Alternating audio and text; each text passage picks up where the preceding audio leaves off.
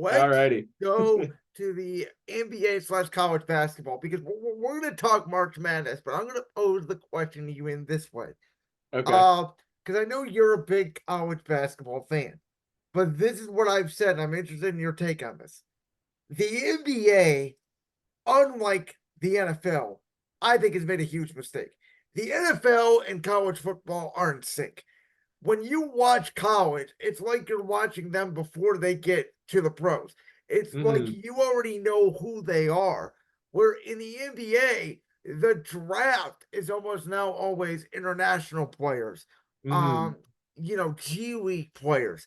That I looked at a mock draft a couple days ago. There's only one or two players from college in the top 10 of NBA mock drafts. Um, Hmm. so I do think that it hurts college sports. I think the one and done, I think the transfer rule is severely hurted. But I do think in a way it helps the tournament because as we saw from last year, San Diego State obviously making the Final Four and the incredible Florida upset. Atlantic Yeah, making the Florida Atlantic, the championship. incredible upsets that them brought the tournament that people, and I know this because my dad had a friend who did not know anything about college basketball, but he would sit there, he would tell me, and watch every single game of the tournament. He loved the one and done March Madness, the upsets, and all that. He didn't know anything about college basketball. He just thought Hmm. the tournament was so exciting. Um, I do think in a way it helps the tournament. I think we're gonna get more upsets like last year, this year. But what's your thoughts on the NBA not embracing college basketball and then how it has affected college basketball sort of as a whole? I mean, that's a really good question. I've never really like thought of it that way. I Because mean, I'll say this, and I'm sorry to interrupt, no, you're but good. I don't think, and I know you watch a lot of college basketball. For somebody like myself who's a casual that really just watches the tournament, I don't think it's worthwhile watching any college basketball in the regular season because the tournament now with so much balance because there's not those star players. Even people that watch college basketball to me have no idea what the hell is going to happen in the tournament. Oh, I completely agree with that. And that's that I can definitely like touch on because with college football, for example, just for an analogy, if you want to make the big bowl games slash the championship slash now the expanded playoff, pretty much every single game matters. You've got to be on the top of your game every single game. Whereas in college basketball, it's like, depending on your conference's rules, all you have to do, is do well enough to make that conference tournament and then do well enough in that conference tournament to make the big tournament. At the end of the, because some conferences like the MAC, for example, since COVID, you have to be in the top 8 teams to make the tournament and everything like that. Or if you're in a conference where, it doesn't matter, everybody makes the tournament, then you just got to, that's when you got to play your A game. Um, so like it does boil things down a lot where from the college game and the regular season needing to matter as much. If anything, it's really just more the top dogs are kind of just vying for seeding, and then the mid majors are just trying to get decent seeding in their tournaments to increase their chances to make the tournament that really, really matters. And same, I keep making comparisons to other sports.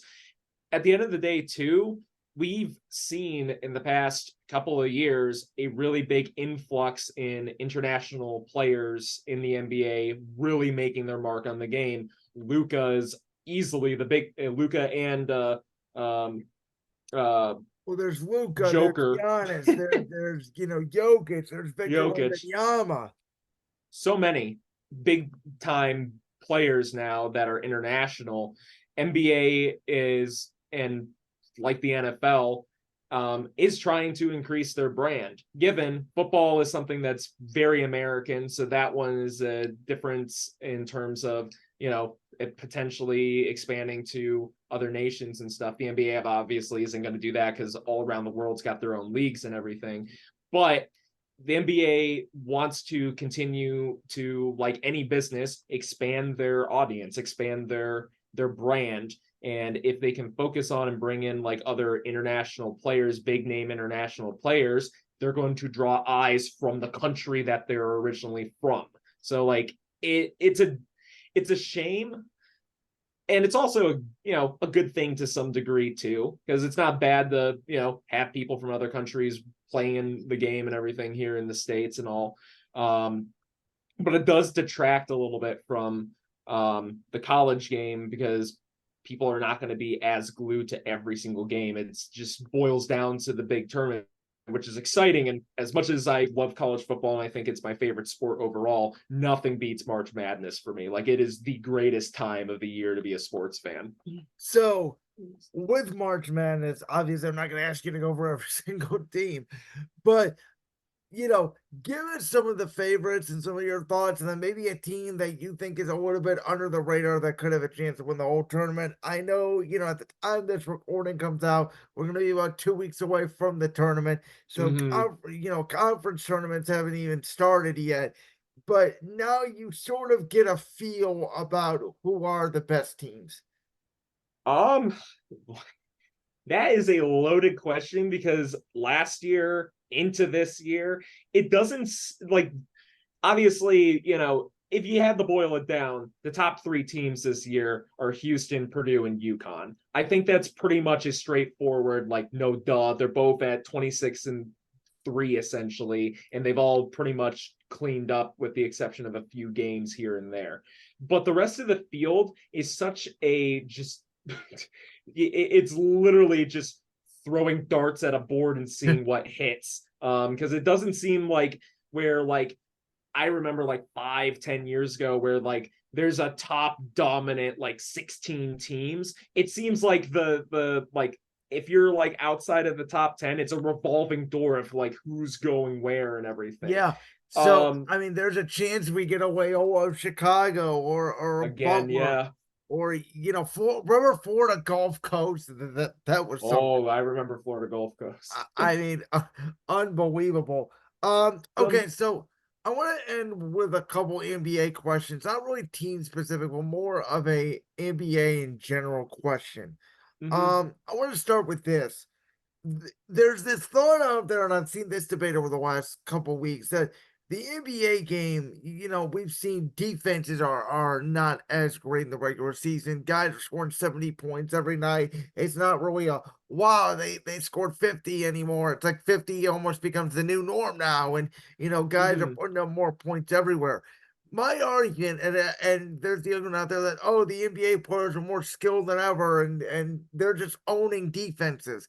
And I'm like, well, yes, they are more skilled. Yes, they can shoot the ball better. But then why is scoring down in the playoffs? Um, which is sort of a two-part question that we'll get to. But I do think that the NBA regular season is too long and it's Mhm. not as meaningful as it used to be anymore because you could tell the minute the playoffs start, the defensive intensity is ratcheted up, the fouls aren't being called as much. And I don't know where this culture sort of came out of the NBA. It sort of happened post COVID, where Mhm. players are just taking the regular season way too lightly, and it just makes like these big games that are coming up, like Cavs and Knicks tonight at the time of this recording, Cavs Celtics. We're excited to see how your team's going to match up against these playoff perennial teams, but in reality, it's nothing compared to what you're about to see in April. It doesn't mean as much. No. And one thing I've also had a big gripe about is like the intense, and I mean intense, load management of big time players and stuff. Where like, if it's near the end of the season and you're a top dog team and you want to make sure your guys are fresh and not hurt for the playoffs and stuff, I get that to a degree. But like sitting out like 20 games or something like that for some players is kind of ridiculous to me. And I agree too. And like that's maybe part of the reason why, like, you know maybe like why I follow the NBA, but definitely not as intently as college basketball. And this can be also said for like why some people may not like watching like the MLB and stuff too. It's just like there's so many games. It's not like when you go to a game, it's like this game like truly 100% fully matters as much. There's no weight to it. And that is something I feel that could be fixed with lessening or lowering the amount of games in a season, but also too I just don't see that actually happening anytime soon because at the end of the day, too, more games equals more More opportunity money. for revenue. Yep, And it's like, absolutely. so And so like, I said this, and I said, and I'm going to preface this by saying this: it's never going to happen because the NBA is never going to go for it because of the revenue factor you just talked about. right. On the NBA, do you remember it was the season after the bubble championship? They came back in December. It was a 72 game season. It was December 1st. The playoffs started in May. It went Mm-hmm. through July. If I'm the NBA, I would do a 66 game season. I would start it in December. I would limit back to backs. I would also try to limit games on Sundays during the football season. I don't think that does you any point. I mean, even if the Browns play at 1 and the Cats play at 6, for example, everybody's still watching the big 4 o'clock football game. They're not going to be watching the NBA as much in Mm-hmm. December. And if I'm the NBA, I start my playoffs in May. I take it through July. I pretty much take it right up in NFL training camp.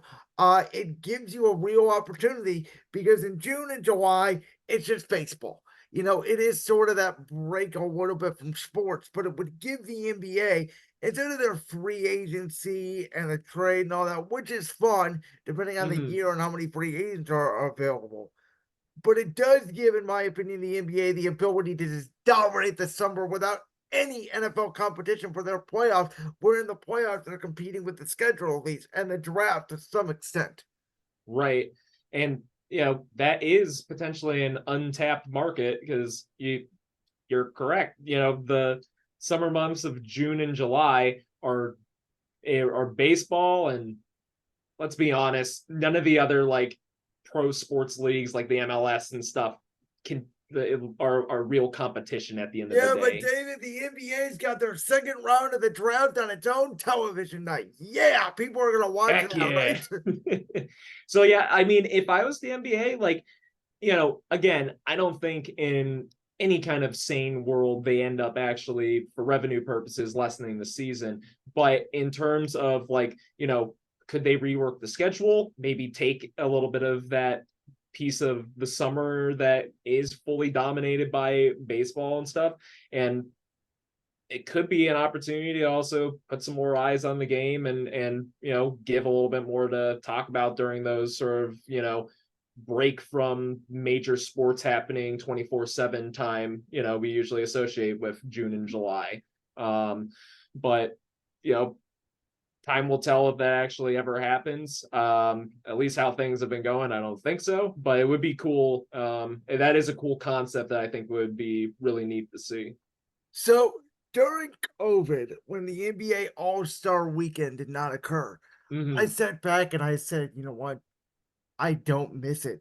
And the NBA is never going to go away with All Star Weekend because it makes them too much money. But the dunk contest is a joke.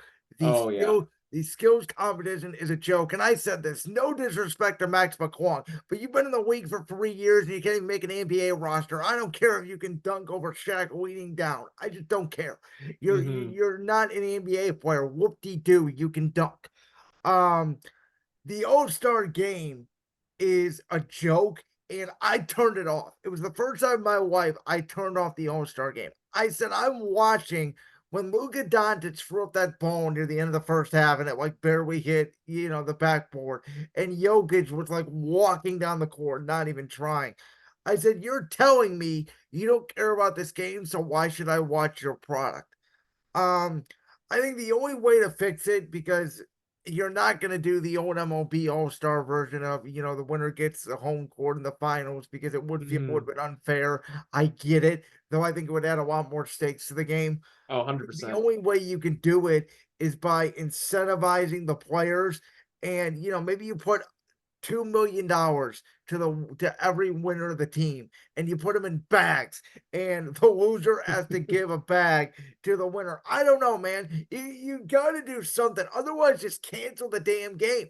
I think Anthony Edwards said something that really struck me. He said, "Well, it's an all-star game. I'm never gonna try hard." And I'm like, "Well, if that's your point of view on it, you should never be named an all-star again." And I'll say one more thing, and then I'll let you take the floor. No, you're good. My opinion, and I have a big gripe about this in terms of all-star games. I don't think fans should be deciding all-stars. I think fans have a personal bias. Again, you like some players better than I do. I like players more than you do. Remember a couple years ago, Andrew Wiggins got the starting nod in the All-Star game because of a fan vote, which I thought was a joke.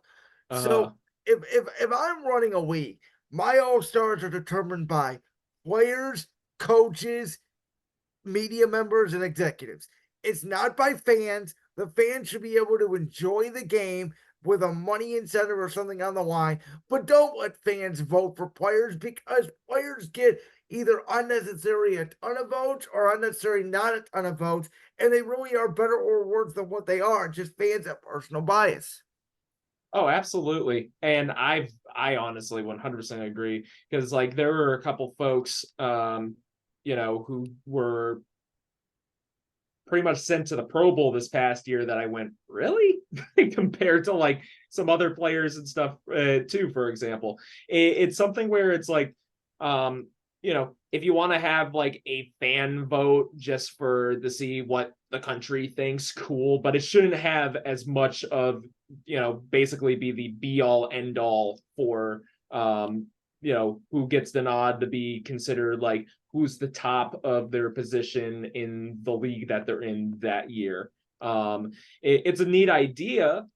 Don't get me wrong, to have some fan control over it. Don't get me, adds engagement and everything like that. But is it truly what is best or what is like is it a true representation of who is fully deserving? I do think that the people who know the game the best and are true experts in it should be the ones having the most weight to that decision making. So those who are in contention and who are most deserving get the spotlight that they truly deserve for their play and everything. Like that clip from the Bransworth podcast? If so, make sure you go down there and hit that subscribe button. While you're down there hitting the subscribe button, make sure to also hit the notification bell so you never miss another upload. And make sure you check out all the other clips from the Bransworth podcast right here on YouTube.